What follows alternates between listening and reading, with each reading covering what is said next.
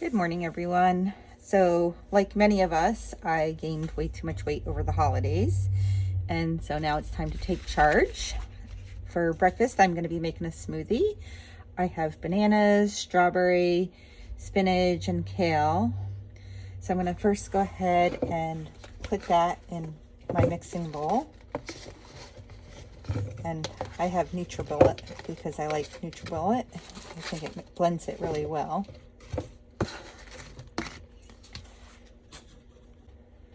Next, I'm going to go ahead and add a scoop of whey protein mix. And then I'm going to go ahead and put in some water. And make sure not to go past the full line. There it is. And then I'm going to go ahead and mix that up.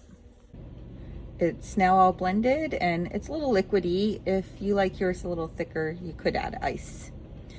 There you have it. Have a great day, everyone.